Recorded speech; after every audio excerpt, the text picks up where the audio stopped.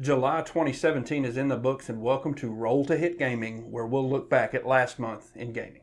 Also, for our discussion topic today, we're going to look at games that would be fantastic if there was just one change.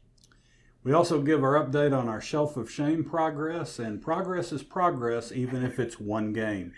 For Roll to Hit Gaming, I'm Chip. I'm Joe. And I'm Lucas.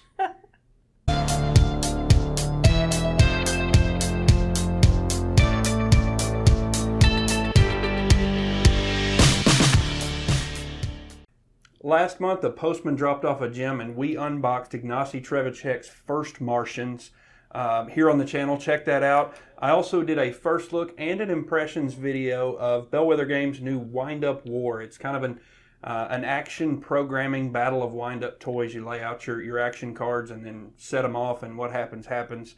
I also did a solo gaming video of The Pursuit of Happiness. Shut up. And I did an unboxing of Gameland's new title, Tiny Epic Quest. I introduced a new narrative-style solo play video of Arkham Horror, the card game that we're calling Arkham Diaries, with Episode 1, The Gathering. Yeah, you told me about that idea a couple months ago, and I thought, man, that sounds cool. He'll never pull it off. He did, Right. folks. Go check it out. It's a really cool thing. We're working on Episode 2 right now. We also introduced the Board Game Battle Royal. This is where we pit two board games against each other, matching in theme. This month, or last month, we did Prime Time and The Network. So check that out and see who won.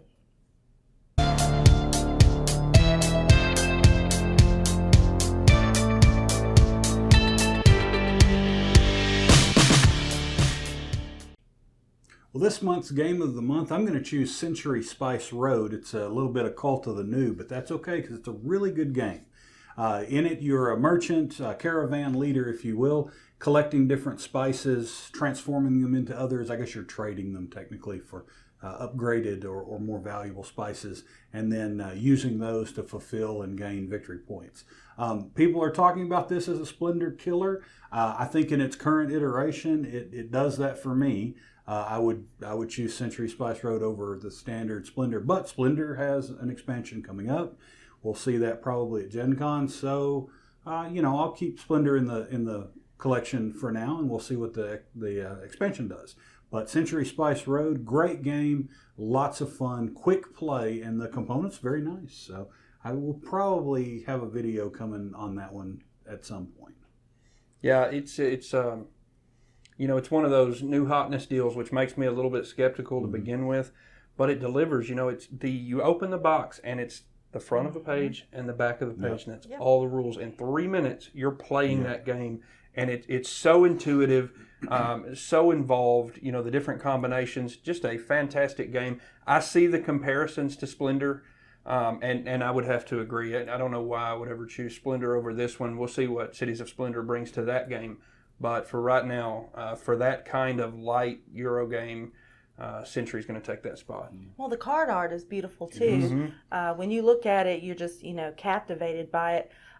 Personally, my favorite part is putting together the sequences in order to solve the puzzle to get what you need in order to fulfill those trades. So I absolutely love Century Spice Road, and I can't wait to play it again. All right. So my game of the month this month is going to be Railroad Revolution from What's Your Game. I am not a railroad game kind of guy. As far as I get into that theme, it's probably Ticket to Ride, to be honest with you. The 18XX stuff turns me off, and I've never had much interest in the Russian railroads or any of that kind of stuff. We picked this one up and put it on the table a couple weeks ago, and I was enthralled from beginning to end. This is a Euro train game without all of the crazy economic stock simulation stuff. It's the right weight, it's the right length, and you're expanding your influence or your railroad across the United States. You start in the east and you expand to the west, and while doing so, you're placing rails there, you're placing your stations in the different cities, and you're helping to build the Western Union telegraph system as you go. All of these things combo into victory points, and there's a chart on the side similar to Scythe that has makes each one of those factors worth more victory points if you take the time to build that chart up. Overall, everything just worked together great, and I had a great time playing Railroad Revolution. Well, one of the best pieces for that is the meeples themselves, because you're basically doing action selection with them. So if you choose the orange meeple, which I believe is the accountant, then if you use that specific one, it grants you a special kind of bonus because you used that one when you laid your track or built your station. So it adds an extra level of complexity that I really enjoyed. Yeah, I really enjoyed this game too. I got the same feeling in this game as I had when I first played Great Western Trail, because there are with the tracks that you said, the victory point or build up tracks on the side, like you said, there's three different ways or three different things to manage: Western Union, expansions, and what's the other one? Building stations. That offers a lot of variation and strategy of wanting to try. It does. Just like in Great Western Trail, there's, oh, well, do I try to go more the train track, or do I try to, more cows or whatever? You feel like after that first play, second play, you get a feeling of, I'd like to play it again and try this way instead. I really raced up that Western Union track, and then I was able just to squeak out a little bit of the expansion into the far west, and it paid off for me in victory points. I'd like to go back maybe and try, it's hard to get out west, but maybe if you really invest in it, those modifiers for victory points, the multipliers are a lot more. And so it makes me, after I played, I had the feeling of, I want to go back and try another track. That's a good sign. Yeah. That's a good sign. Yeah, it is. Yeah, and you put this one on the table, and you think, oh my God, I'm going to be here 3 or 4 hours. Yeah. But in order to earn victory points by fulfilling your milestones, you've got to build stations or lay track or expand, and that's your game timer. When you run out of those pieces, the game ends. So it's 3 players. It's maybe 45 minutes. Yeah. It You're really, playing yourself toward game end. Yeah. It forces you to that way, so you can't turtle, and it's a full experience the whole time. I couldn't recommend Railroad Revolution more. Good game. Well, for my pick, there were several games that I had to choose from, but I'm kind of pulling back an older one that I finally got to the table, and that is Ratus Cardus. It is a card game by IDW and Pandasaurus, and it's like a hand management, rat management, pressure luck type game. Basically, you're trying to gain influence in the different sects of the city. So you have the clergy and the nobility and the merchants, and there's a whole bunch of them. You have worker placement in it too, because you choose your actions on which family you're wanting to build your influence in. And you can bluff a little bit with it, but the penalty is you get rats.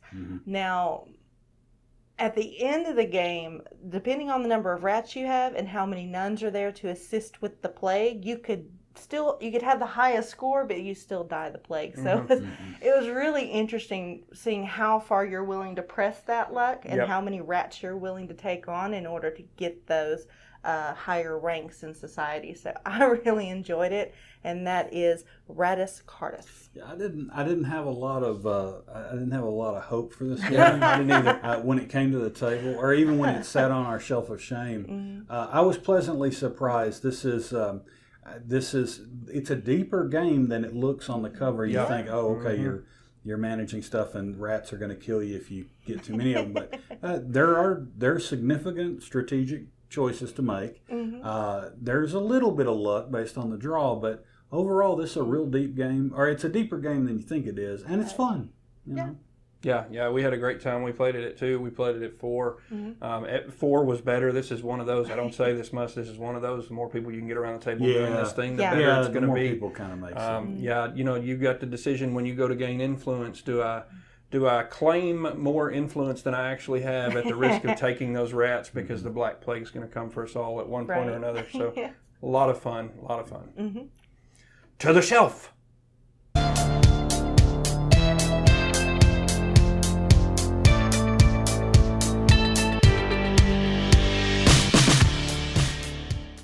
All right, it's time to update our shelf of shame. I'm going to start it off with I jumped on the hype bandwagon, and it's Monopoly Gamer. My kids love Mario and play it all the time, and I do too. I grew up with Mario. And so, and I'm not one of these Monopoly haters. No, I'm not either. So I saw it. It looked fun. And I went out and grabbed it. You had to get it through GameStop. I went full bore. I got the deluxe version with all the extra little add-on people. They sell some booster packs. Luckily, you can see in the booster packs they're not random, so you know which ones you're getting. And the deluxe version gives you an insert that'll hold everything. I really liked the game, and my kids had a blast. It's essentially it's Mario Kart mixed with Monopoly. You still go around the track buying properties. The money is taken out. It's just you have the Mario coins, and every time somebody gets to go, a boss fight comes up, and everybody's allowed to try to fight the boss. It's a simple dice roll. It's all luck, but who cares? The kids enjoyed it. Yep. There's also a special move dice that replaces one of the pipped dice for movement. So you're only rolling 1d6 for movement. And the special dice that the different faces do different things, either makes people drop coins or gives you coins or something like that. So, and as you move around, any coins that you pass or land on, you pick up into your thing. It's great. It's Monopoly, but it's Mario Kart as well, and it was fun. It was good family game night. So, Monopoly Gamer is my first off the shelf of shame. Well, I chose Gruff Clash of the Battle Goats. Now, to be completely honest, this was a little card game that I just kind of threw into a game order just to kind of see what it was all about. I had seen it at BGG Con. They were kind of showing I think it was the prototype at that time. But basically, you're the shepherds, and you have your goats, right? And so in order to beat off the trolls, they mutated them or cybernetically enhanced them so that they could actually be battle goats. And so it's a cute little card game back and forth. It's not as complex or as intense as Magic the Gathering or anything like that. But it's a cute game, something I could definitely see younger generation playing with my kiddos with, but it was all right. It was pretty good. Yeah, there's not a lot there. I said it's for kiddos. Yeah, there's just not a lot there. There's more to Monopoly Gamer than there is to that one, I think. My first one this month is Uwe Rosenberg's Fields of Arle, and I bought this. And I'll be honest, when I put it in the cart, I didn't realize it was a 2-player game.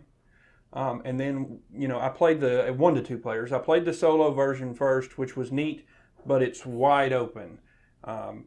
You can basically choose and do anything you want to. Playing it with 2 players as it was designed, though, it's actually got a lot of those really crunchy, decisions. It's in that Agricola Caverna type realm, and you're basically beating back the water to expand your holdings so that you can grow more crops or build more buildings or gain more livestock.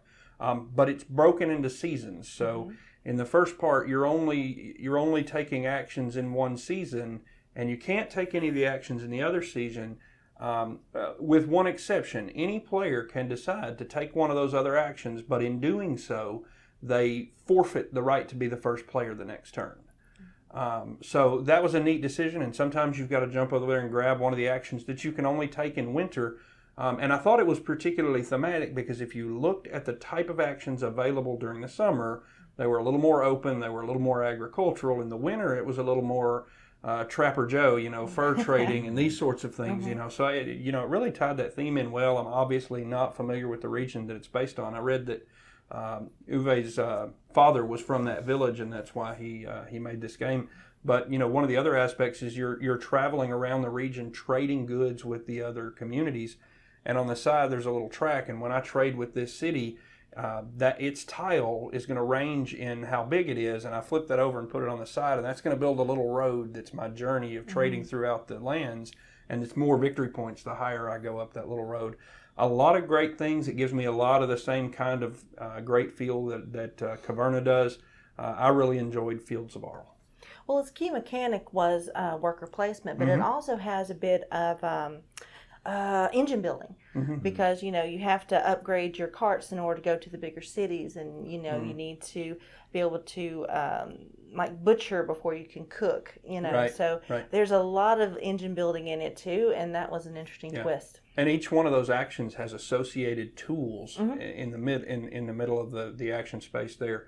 And the more you upgrade the tools, the better you become at that action. Right. Really cool. Very nice. My second one is going to be Rex: Final Days of an Empire. This one is set on our shelf of shame for a while, and it's essentially a re-theme of the old Dune board game with the Twilight Imperium theme put on top of it. And we're going to come back to this one at a later date when we schedule a time to play it.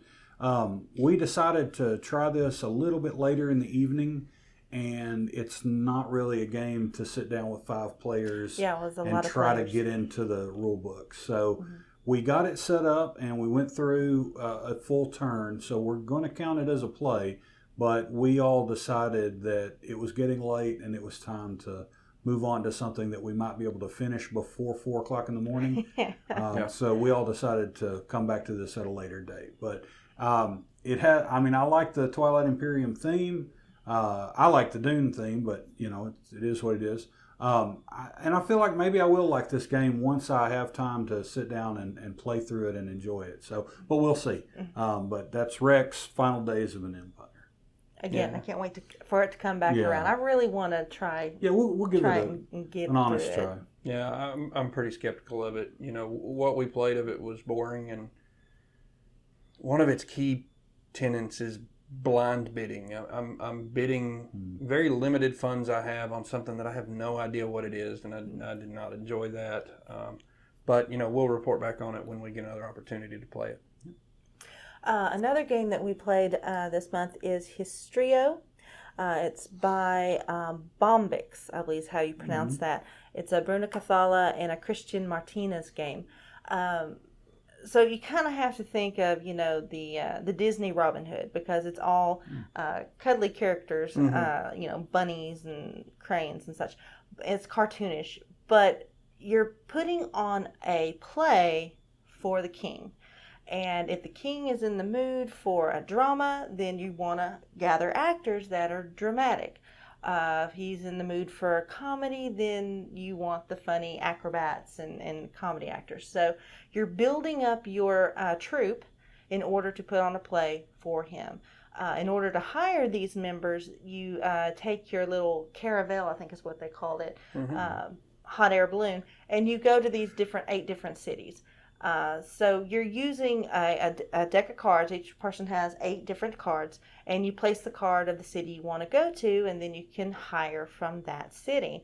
But if the same person chooses the same city, then neither one of you gets the actors, but you do get a special secret goal to go with it. It was charming. It was very cute. And I thoroughly enjoyed it. There's a lot more to it than what I'm describing, but it's still light. It's a light and fun game, and I really did enjoy that. And that was Histrio. Yeah, the art is unbelievable. It looks too. It's really a good looking game. My next one is from Gamelin, and that's Tiny Epic Quest. We got this a couple weeks ago in the mail. The Kickstarter delivered, and this is. I suppose they aren't allowed to say it, but this is the Legend of Zelda, the board game, really. And you lay out your board. It's somewhat modular. The different cards go into different places each time, so where you're going to have to go and what you're going to have to do is going to be different. But you're trying to complete quests and gain legendary items, and they introduce the little item meeple thing, and you've got your meeple has hand holes, and you plug little weapons in him, so he's walking around with a shield and a sword, and they actually do something, which is pretty cool. The neat thing here is, the vast majority of the game is based on movement, which is an interesting take on things. You've got these 5 different potential movement actions you can take, and when I choose a move action, everybody else is also going to get to move that way. And once we've gotten through the movement phase, you've probably moved all of your guys a couple of times using the different movement options, and the key is maneuvering that little guy into where you need him to be on the board, to do the quest that you need to do or to fight goblins or whatever. a really clever little package. I'm a Gamelin fan. I'm a Tiny Epic fan, and this one just continues what I consider delivering another good game. So I enjoyed Tiny Epic Quest. Well, along with Quest, with the word Quest, you also have to have magic, right? And so that was also something interesting. It wasn't like you were necessarily casting spells at your enemies, but you had to go to these different schools to learn these spells. But you could only learn them if the level of magic was high enough for you to learn it. Right. But the magic could kind of blow up if you let it get too high. So it was an interesting twist there to the magic piece too. It was fun. Yeah, and you adventure during the day and setting up what you're going to do at night. Yeah. When you get there, now we're just rolling dice, and that bit is press your luck, because the more magic symbols you roll on the dice, the more out of control magic gets, and it starts damaging everybody. So it's how far do I want to go? Because backlash. You don't die, but you basically reset.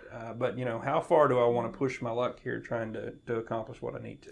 Yeah, I was excited about this one, and I want to play it. I was worried that the little all the items that you can attach to your meeples, they're so delicate. Tiny. And I thought maybe that they would they could break easy or something. But you were telling me that they're made pretty sturdy. Yeah, they don't feel like they're going to break. I mean, obviously they don't feel brittle. Yeah, obviously you could if you wanted to. Yeah. But now I'll tell you, I saw somebody out there that's already blinged out their game by painting the little there you items. go. Oh wow! And so it was going to offer you the challenge there, Lucas, if you wanted to bring those to your painting table. Yeah, I don't really think I'm up for that. But no, it looks like a really fun game. I'm wanting to play it. My last one for this month is going to be, we got a little serious and brought 1989, The Dawn of Freedom, to the table. I'd been telling Lucas and Joe about Twilight Struggle and wanted to get that there. So Lucas and I had some time. We sat down and played through this. I really enjoyed this game. It's based the same kind of fundamentals as Twilight Struggle. So you're putting influence in different areas and trying to vie for that, and then scoring phases come along through the cards, and you're trying to win victory points, either side to get to 20 wins instantly, otherwise through a number of turns, whoever has the most victory points will be the winner. Where this kind of departs from Twilight Struggle is, I think it's a little bit more asymmetric than Twilight Struggle. Twilight Struggle, you're either the USSR or the Americans, and you're both vying for control of regions of the world. In 1989, it's about the breakup of the Soviet Union. So that's destined to happen. It's happening. And one player either plays the Democrats and the other plays the USSR, or the other way around. The USSR is concerned with holding on as long as they can. And if they can hold on, they get victory points simply for holding. The Democrats, they want to balkanize as soon as possible, as fast as possible, throughout the regions of it would be Eastern Europe. So in that sense, it's a little more asymmetric. And where you're not necessarily trying to influence the country per se, you're influencing social groups within the country. So in Hungary, you're putting your influence into the farmers or the elite or the clergy and that kind of thing, because those are going to translate to when the scoring phases come. In Twilight Struggle, it's just simple, straight down, who has control gets points.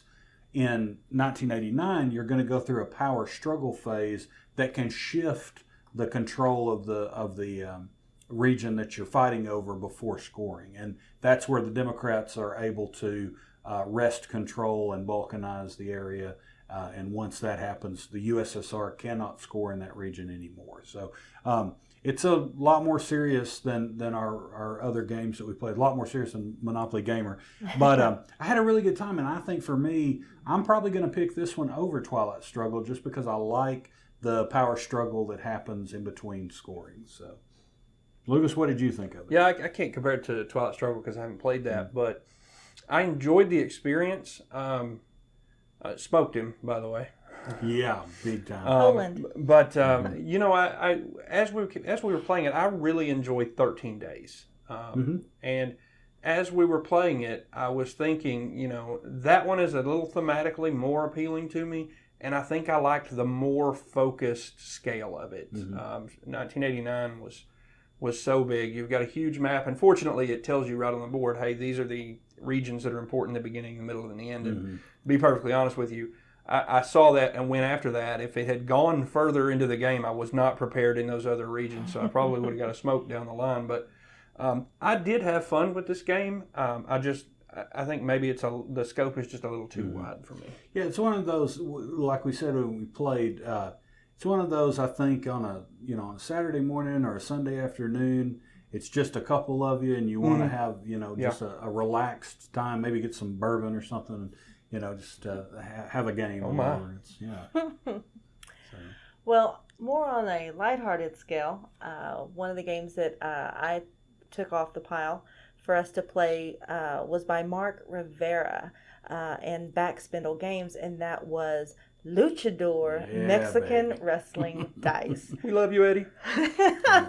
And the one that we had, you actually built a wrestling ring, and you had these little luchador standees, and you're rolling dice, and depending on what you roll tells you what moves you got to do. And if you have this certain combination of dice, then you got to do a special move, power bomb, whatever the case may be. Yeah. Each of the wrestlers had their own little persona that you got to be a part of, and they had pinning and rolling them up and getting out of the pin, and it was as close to wrestling as a board game I think you can possibly get. Yeah, probably. And I had a blast with it, and that's Luchador Mexican Wrestling Dice. I can't wait to play this game. I've already got my character figured out. He's going to be El Toro Oro, and it's going to be awesome. I'm excited. If you're willing to let yourself have a good time, this is a game that'll help you out with that. Just throw dice and have fun with the theme. Really cool little game. My last one for this month is going to be Royals, which is part of the Dice Tower Essentials line. And we picked this up some time ago. We got it to the table. I knew what it was, but I didn't know how good it was until we actually got to play it. Basically, in the 4 or 5 different regions of the board, you're trying to gain influence with the different positions, the king, the princess, the duke, all of these sorts of things, with your nobles. And you move in, you're drawing cards, so if you need 5 influence with 5 noble influence with the baron, you'd play 5, for example, German cards, and you'd place your noble cube there, and you gain that influence. And that's going to give you, in that city, is going to give you victory points for the first person that gains influence with that official in that city. And then once you've gained influence with all of the officials in that region, you're going to gain another victory point thing. And then every few turns, we do this grand scoring thing where we see who has the most influence in these regions, and you gain more of it. Everything adds up to victory points, and it's all done through area control. But here's the neat thing. You control the princess in Spain, and I need that spot. So I play a Spanish intrigue card, and if I can muster enough noble influence, we assassinate your noble. Very nice. And take that over. You don't really lose a lot, so it's not like, oh, you killed my whole thing. But it was a neat add to the game, which is a victory point fest. I had moderate hopes when I bought this game, and it absolutely delivered. I loved the Royals. Cool. Well, like I said, progress is progress. 12 games played. We added 11 this month, so we're +1. But I want to say, we're in August now. We started in January with this idea of trying to clear the shelf of shame. We had 121 games on our shelf of shame. These are games that we had bought and never played. Right. Okay, none of us. And, that's kind of it's disheartening when you think about it. But we haven't stopped adding. Now right now we're I warned you I wouldn't. We're at the 165 if you add the numbers together. But we have played so up to August. We've played 89 of those titles, and we still have 76 to go. Now, granted, Christmas and BGG Con are coming up, so that's going to add to the shelf quite a bit. But we're making an effort to do it, and I think we're making great progress. I've been really impressed with the fact that we just got through half. Right. I didn't even think we would get that far, so we're making good progress. That's been our Shelf of Shame update for the month.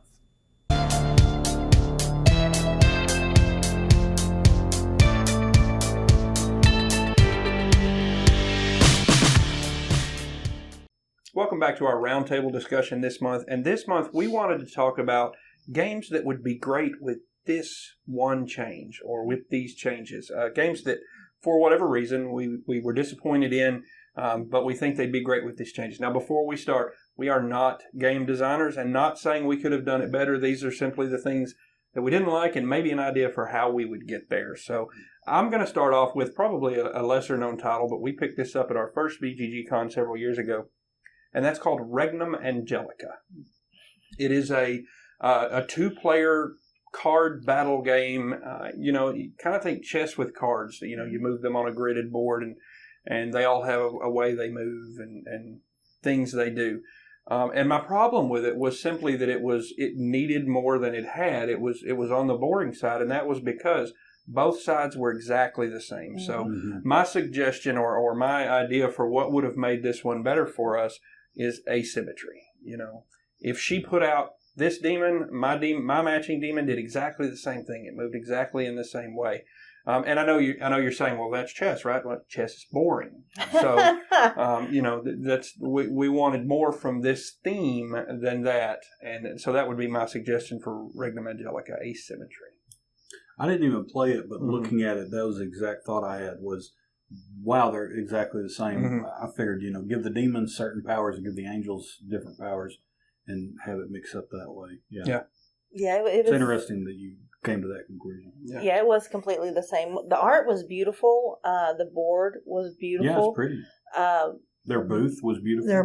Was beautiful at BGG Con. But the prettiness of it just wasn't enough to push the game on through. But if they did give some like special powers or if you get up to this level, because there was a track, of how much divinity or how much corruption or whatever that you got. Maybe if you hit a certain level, you would get something out of it. Yeah.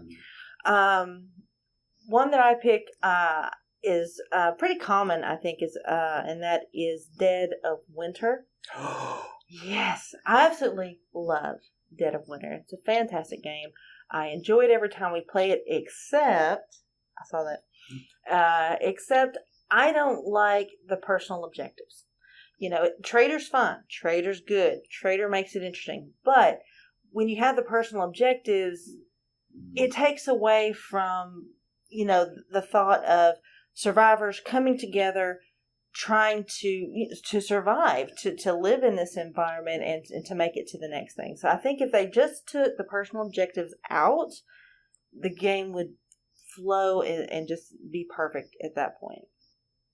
Yeah, it's an artificial mechanic to try to make everyone kind of be the trader or feel like the trader, because I know you had 2 food in there that we needed, but it's, unfortunately with that theme, there seems to be the prevailing opinion that we couldn't possibly actually be cooperative. And that, this one's listed as semi-co-op because of the trader, those personal objectives actually make it a little less than semi-co-op because not only do we have to survive the zombies, which they did right, they're a backdrop in this thing. They're not the overall focus. Not only do we have to survive that and, all of the various other things, but I've got to have 8 food so that I win too, right? So surviving as a group wasn't enough. I agree with her on this. I'm a little... I love it in Shadows, but I'm a little ho-hum on the trader in this one, but it may be because of the combination of the 2 things. Yeah. It makes it really hard when you have both. Yeah. And you don't always know that you have a trader, so. Yeah. Right. Personal objectives. But everybody seems like it. Yeah, personal objectives makes it seem, you're always like, we got to have a trader, but maybe you don't. Yep. Mine is going to be the Star Trek 5-year mission, and I think I got excited when I heard about this game because one of my favorites is Elder Sign. I like the way the dice rolling to accomplish objectives works. And so I guess I got ahead of myself and thought, wow, it's Elder Sign with Star Trek theme, and it really wasn't. And it also has now there's an option to take it out, but it does have a real time mechanic where when red alert missions come up, you got to put a sand timer down. And guys, like we said, we're not designers, but I'm just going to give you my 3 cents. if game designers want to remove sand timers from board gaming altogether, you're not going to break my heart. Any game I see with a sand timer, I'm immediately one step lower on my opinion of it. I just don't like it. I'm too old for that. I need a minute to think. Yeah. So that's my big deal is the real time stuff. But I wanted the game to be more like Elder Sign with a Star Trek thing. Okay. All right. My second one is, I'm going to get hate for this, but my second one is Through the Ages. I've only played a new Story of Civilization. I never played the first version of it. But I see a game here that I was supposed to adore. And my suggestion for it, I just wrote streamlining. Because the problem is the 40 minutes between turns thing. The downtime is crippling in this one. The game takes too long to play.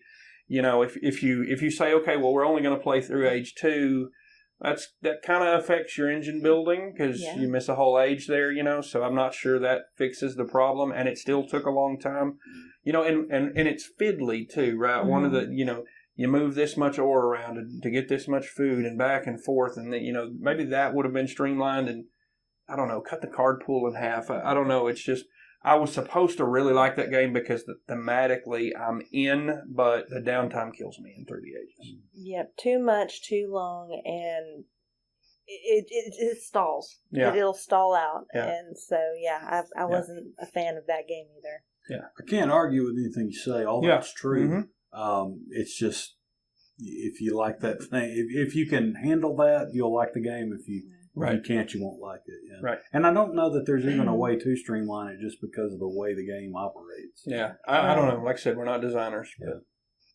Well, the second one that I had was a game that had a lot of controversy with its Kickstarter.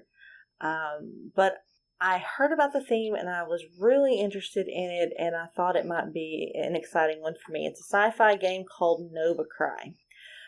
In Nova Cry, you're think of yourself as a space pirate, basically, and you're making deliveries and you're fighting other captains to get to the best contracts.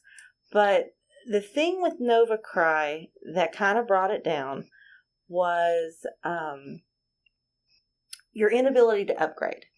Because once you start, you get like a starting weapon, a starting ship, a starting captain, and basic crew. Once you start, you can't upgrade to a better weapon. You can't upgrade to a better ship. And so you're stuck with the base model that you have.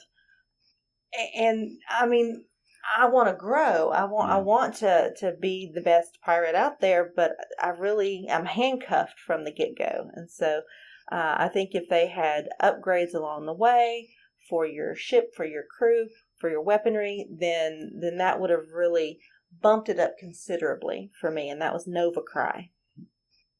Whole lot of random and not much depth. Yeah. Just killed that one. Well, then on a good note, I'll pick Zombicide Black Plague. This is an example of making a change that really improved the game. I was able to play Zombicide right after it had come out, and I was really excited about it. There was a lot of buzz around Zombicide, but I didn't like it because of the way that ranged attacks worked. Mm-hmm. You had to hit your friends first before you even had an opportunity to hit the zombies, and I just thought it just didn't make sense. But I backed Zombicide Black Plague on Kickstarter, and I was nervous, but the way they changed it of moving it around where you hit the zombies, there is a chance you could hit your friends, but there's also ways to mitigate that with the use of skills. Perfect change, and wow, really just revolutionized the game. Yep. And I love Black Plague. So that was way to go, and congrats for that change. So that'll be our roundtable discussion for this month.